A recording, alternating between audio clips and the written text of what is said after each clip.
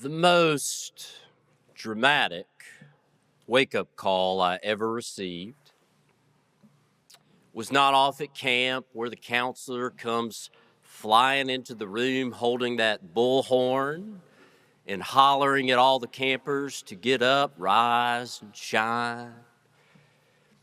It was not even on the first day of school where, after weeks of sleeping in during the summer, I was surprised to hear my alarm clock again. It was actually a random morning in elementary school where I woke up to the sound of a fire truck in the driveway. That I wandered outside, wiping the sleepy from my eyes, and lights were flashing, people were running, everyone was gathered around the family van. And this was well before the age of the minivan, with those sleek space-age designs with automatic sliding doors, that my dad had bought a full-size van, which you don't see much anymore. It was white with these thin blue lines down the side of it, and it had this ladder on the back, which was awfully fun to climb up and down. And inside it was custom. I mean, I don't want to brag and all, but it was floor to ceiling, royal blue shag carpet.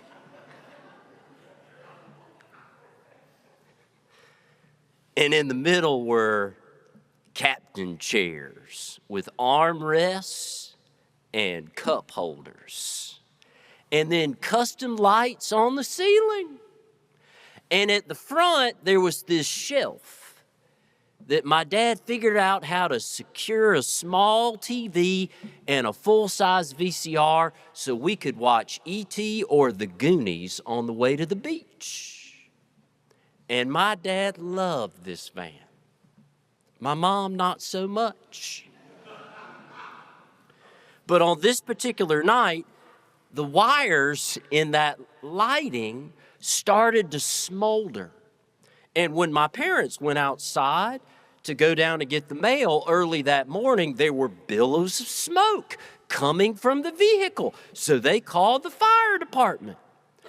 And unfortunately, except for my mom, the van was ruined.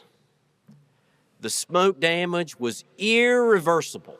That we had all these wonderful family memories in the family van, but it all ended with a dramatic wake-up call.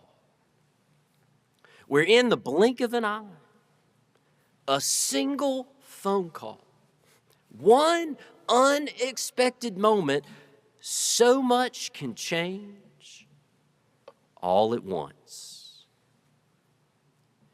And when the dramatic is not only dramatic,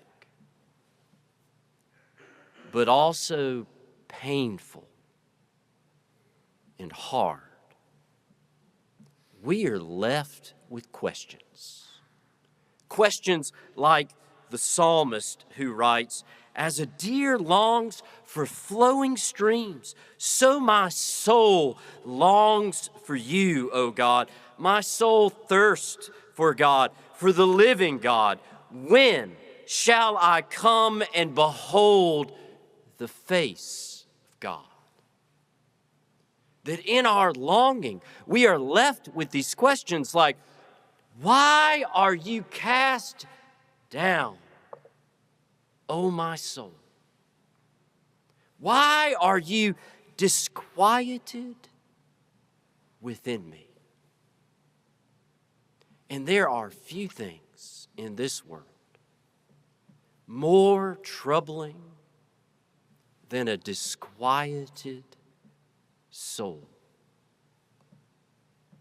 For we long for a quiet soul, a soul that is at rest in God's steadfast love. that these questions are born out of hardship. As the psalmist says, my tears have been my food day and night. And it is not uncommon, as we all know, that as we are trying to make our way through hardship, we forget even to eat, consuming only our tears. And we see Elijah out there in the wilderness, unable to eat except for his tears. He's asking questions.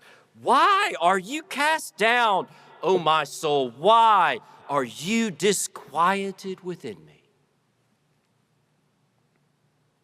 Elijah has fled for his life. He feels isolated and alone. He has gone at first as far as Beersheba, which was the southernmost point of the northern kingdom at the time. He's trying to get as far away from Queen Jezebel and danger as possible. But that was not far enough.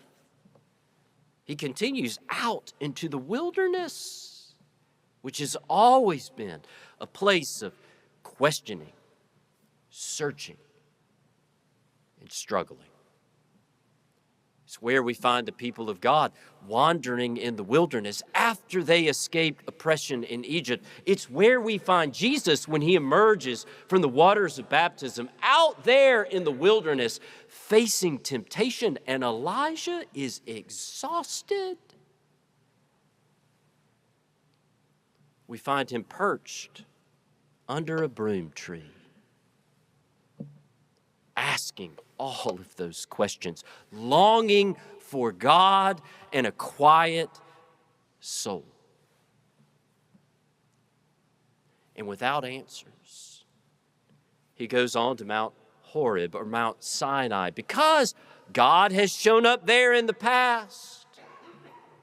And he spent 40 days there, like the 40 years of the people of God wandering through the wilderness, or the 40 days that Jesus spent facing temptation in the wilderness. That Elijah feels alone, surrounded only by his broom tree questions. And then he steps out to the edge of the mountain, hoping that God will pass by like God has done in the past. And there was this great wind. And perhaps Elijah felt his hopes begin to stir, but God was not in the wind. And then this earthquake. And maybe Elijah thought, God is starting to move. But God was not in the earthquake. And then there was a fire. Perhaps Elijah thought about the burning bush. But God was not in the fire. And then the sound of sheer silence. It was the loudest silence he had ever heard. And God was in the silence. It was the beginning of hope.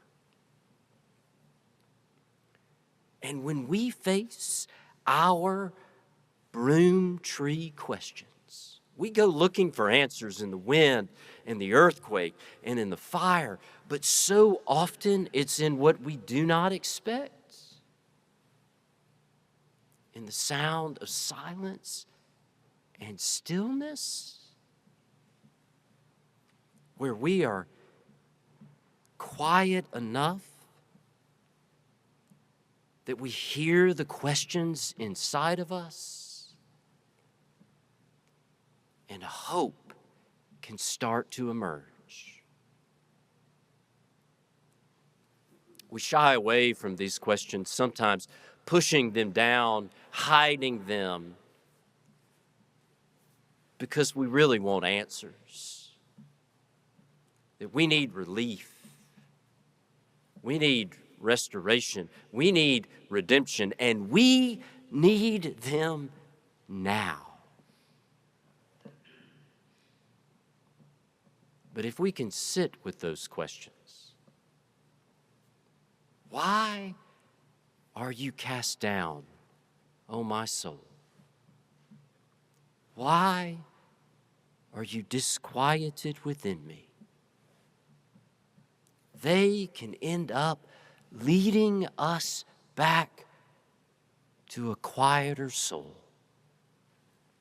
Because as the psalmist says, deep calls out to deep. That what is deep inside of us begins to call out to the depths of God's steadfast love, which can lead us to hope.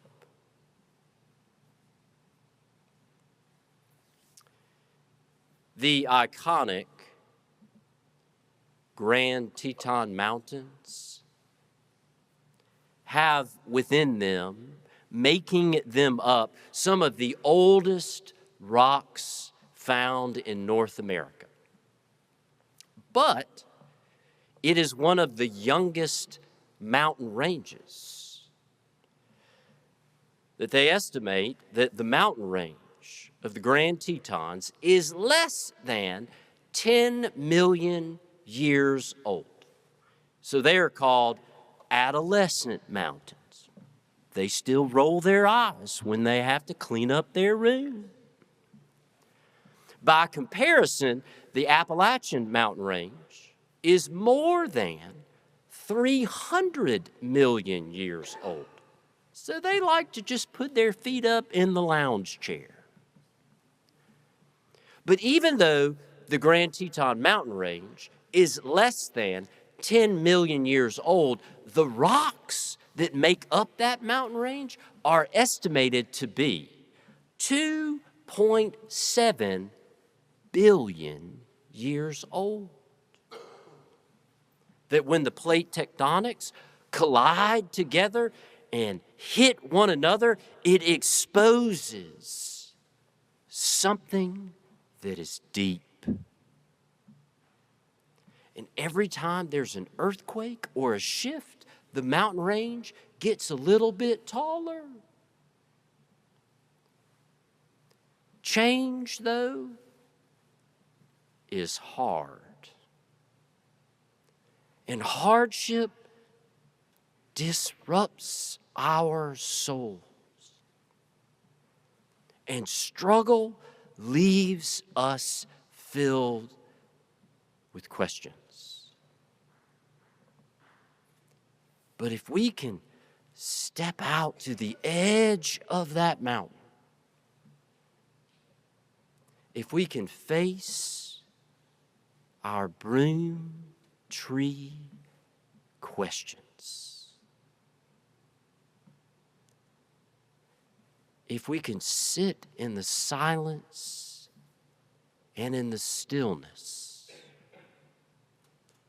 our souls can get quiet enough that we just might hear the hope of God speaking to us again. Amen.